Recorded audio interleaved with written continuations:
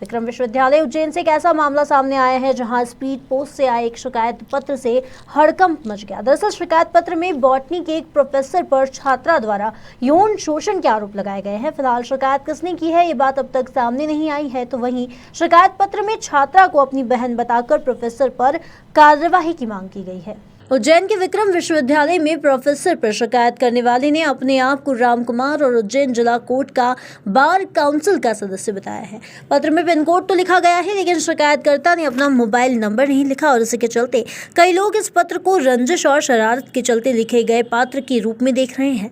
इतना ही नहीं, शिकायत पत्र में कृष्णा नाम की महिला का जिक्र है और आरोप है कि प्रोफेसर कुमावत ने पीड़ित छात्रा को कृष्णा के घर जाने का कहा और बताया कि उसके घर जाओगी तो तुम्हारे अंदर कॉन्फिडेंस आ जाएगा। इसके साथ ही शिकायत पत्र में प्रोफेसर और कृष्णा नाम की महिला के बीच अवैध संबंधों का भी जिक्र है।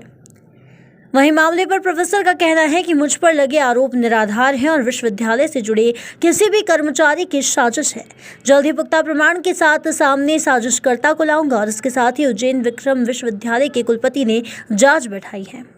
एक पत्र जो है मुझे भी मिला है, लेकिन उसमें किसी का नाम और पता बिल्कुल नहीं है और ये उसे प्राथमिक तौर पे जब पता किया गया तो उस नाम का कोई व्यक्ति भी नहीं है। और जब तक किसी का नाम ना आए तब तक उसकी जांच करना भी संभव नहीं है।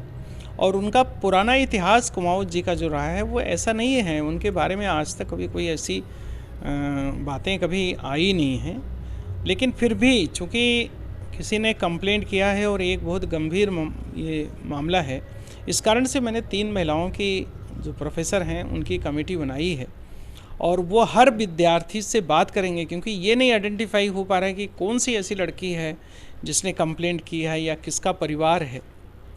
तो हर लड़की से वो इंडिविजुअल बात करेंगे और पता करने की कोशिश करेंगे कि एक्चुअली हमारे यहाँ का छात्र है, कोई छात्रा है, या ये बिल्कुल किसी को बदनाम करने की साजिश है। क्या इस पत्र में किस तरह का जिक्र है, क्या बताया, क्या आरोप लगा? पत्र में तो यह है कि उन्होंने किसी के साथ किसी का हाथ पकड़ा, कोई एक अपनी बहन का बता रहा है कि मेरी बहन का हाथ पकड़ा और उसको बुलाया। लेकिन मतलब जब तक ये ना आए एक्चुअली वो लड़की आइडेंटिफाई ना हो। और मैं तो ये आप लोगों के माध्यम से भी ये कहता हूँ कि उसका जो भाई है कम से कम वो, या कोई भी मतलब कोई मतलब एकदम से कंफर्म ये मेरे पास आए, नाम हम लोग डिस्क्लोज थोड़े करेंगे, वो आके बताए दोगे अपनी समस्या। लेकिन यदि मैं लगातार विद्यार्थियों से मिलता हूँ और हमसे बीच में विद्यार्थी और हमारे बीच में कोई नहीं रहता है, हम तो लगातार क्लासेस में जा रहे हैं, विद्यार्थियों से मिल रहे हैं, तो विद्यार्थी कम से कम अपने कुलपति को बताए या अपने प्रोफेसर को बताए, कहीं तो विद्यार्थी आकर के सामने तो आए।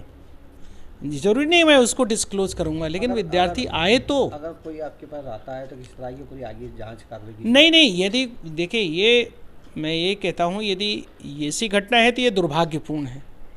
लेकिन यदि वो आता है, क्योंकि ये एक किसी के ऊपर इस तरीके का आक्षेप लगाना ये भी बहुत गंभीर है।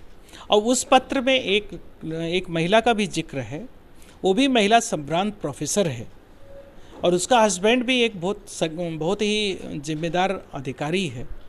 तो ऐसी कंडीशन में मेरा अपना ये कहना कि पहले कुलपति से बात करो।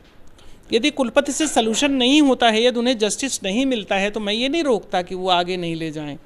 लेकिन सबसे पहले कहीं ये पत्र कहीं और देना, और इस तरीके का एलिगेशन बहुत गंदी लैंग्वेज में वो पत्र लिखा गया है। मैं ये चाहता हूँ कि वो हमसे आकर के बात करें, उसका भाई आ जाए, वो लड़की बताए, तो कम से कम उस पर एक कोई निर्णय या कोई निर्णय मतलब कोई उस पर कार्रवाई की जा सकती है। आपके अलावा और भी कहीं वो 7-8 लोगों को भेजा है। कहाँ भेजा है? और हमारे DSW को भेजा है, कुलानुशासक को भेजा है, उसमें जो प्रतिलिपि लिखा हुआ है बहुत सारे लोगों को भेजा, राज्यपाल, मुख्यमंत्री, सबको भेज दिया। ये आज का कॉमन ट्रेंड बन गया है।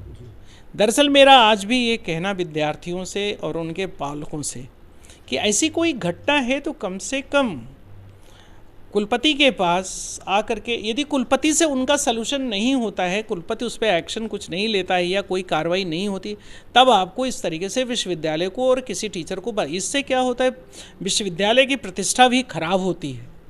मतलब आपने अब किसी चीज़ से लिखा तो लिखने के पहले आपको ये देखना चाहिए कि विश्वविद्यालय की प्रतिष्ठा भी इससे खराब हो रही है। सर इस इन्वेस्टिगेशन में क्या पुलिस को शामिल किया जाएगा? नहीं, अभी तो प्राथमिक तौर पे हम अपने को वैसे नॉर्मली जिसने भी ये कंप्लेंट, चूँकि इस तरीके से 10 जगह चिट्ठी लिख दिया, उसके अलावा उसको पुलिस प्रशासन बहुत सीरियस रहता है इस मामले में।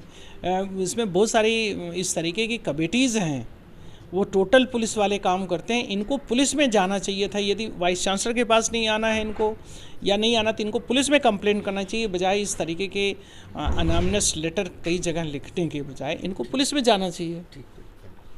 इतना ही नहीं, मुख्यमंत्री, राज्यपाल सहित 8 जगह शिकायती पत्र भेजा गया है। जहां शिकायती पत्र न सिर्फ विश्वविद्यालय के कुलपति बल्कि मुख्यमंत्री, राज्यपाल के पास भी भेजा गया। शिकायत पत्र में बॉटनी के विभाग अध्यक्ष व प्रोफेसर DM कुमावत पर छात्रा के साथ मिलकर यौन शोषण करने का आरोप लगाया है। पत्र में MSc की छात्रा का हाथ पकड़ने सहित विभाग में नौकरी देने का झांसा देने की भी बात लिखी गई है और साथ ही पत्र में धमकी भी लिखी गई है। पीड़ित छात्रा की शादी का हवाला देकर लिखा गया है कि बहन की शादी भी है, इसीलिए हम लोग खुलकर सामने नहीं आ रहे हैं। इतना ही नहीं, शिकायती पत्र को 8 जगह भेजा गया, जिसमें सभी कार्य परिषद सदस्य सहित उज्जैन SP भी शामिल है। तो अब देखना यह होगा कि विक्रम विश्वविद्यालय प्रोफेसर के खिलाफ ये रंजिश है या फिर कोई शरारत। इसका खुलासा तो आने वाले वक्त में ही पता चलेगा। उज्जैन से विमल बेंटवाल की रिपोर्ट।